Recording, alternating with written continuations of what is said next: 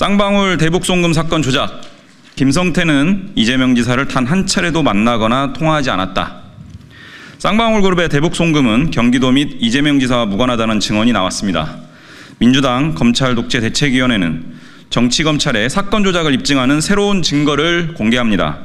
검도기가 김성태 쌍방울 회장 측 핵심 측근 인사의 녹취록을 확보했습니다. 이 측근은 김 회장이 어머니라 부르는 인물 중 한 분이며 조카들과 함께 쌍방울의 전주입니다.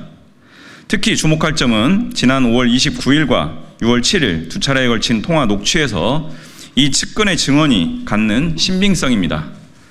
첫 번째 통화 내용이 언론 보도된 후 이루어진 두 번째 통화에서 이 측근은 김성태 회장 관련 보도가 과도했다며 강하게 항의합니다. 자신의 발언이 김 회장에게 불리하게 방송에 활용된 것에 분노를 표시했습니다. 주목할 점은 보도된 내용의 사실관계에 대해서는 전혀 이의를 제기하지 않았다는 점입니다. 이는 첫 번째 통화에서 증언한 내용들이 모두 사실이었음을 반증합니다. 동시에 이 측근이 김성태 회장과 매우 가까운 관계임을 다시 한번 입증합니다. 녹취록에서 드러난 사실은 크게 세 가지입니다. 첫째, 쌍방울 그룹은 최소한 2018년 중반부터 독자적으로 히토류 선점을 위한 대북 사업을 추진했습니다. 쌍방울 대북 사업의 목적은 북미 관계의 급진전에 맞춰 북한의 히토류를 선점하는 데 있었습니다. 쌍방울은 장원테크와 KH건설 두 개 기업을 통해 대북 사업을 추진합니다.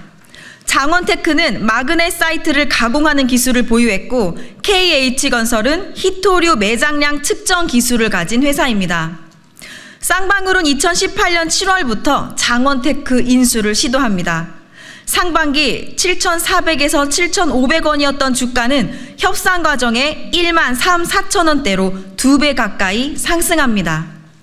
베트남 현지 공장 실사도 진행했고 안진 회계법인과 12억 원의 계약을 체결했으며 9억 원은 선입금했습니다. 쌍방울은 KH그룹과 함께 EXT도 인수합니다. 이 EXT는 KH건설로 나중에 사명 변경을 합니다.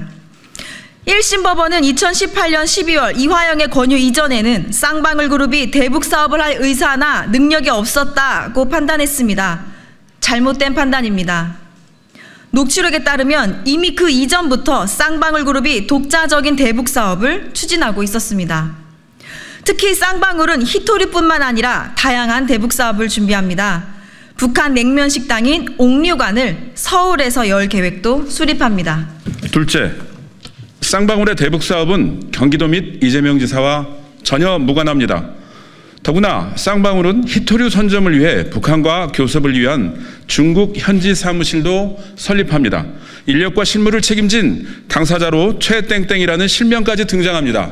최 씨는 김만배의 출소 때 오토바이로 김만배를 빼돌려 일명 헬멧맨으로 불린 사람입니다.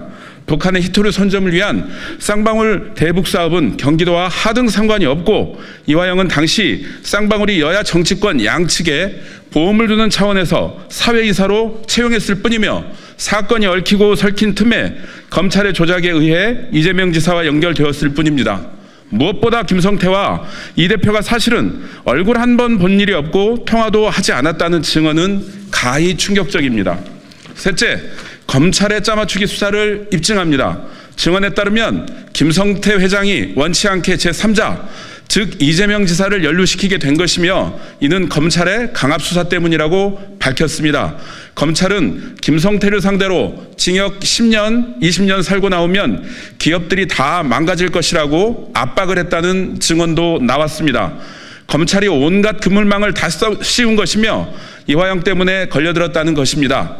이재명은 쌍방울의 히토류 사업을 위해 한 발도 움직일 사람이 아니고 쌍방울과 아무 상관이 없다고 증언합니다.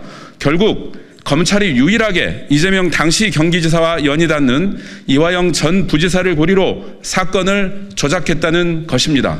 이제 정치검찰은 이재명 대표에 대한 정치적 기소를 즉각 중단해야 합니다. 법원은 오늘 더불어민주당 검찰독재 대책위원회가 공개한 새로운 증거를 면밀히 살펴야 합니다.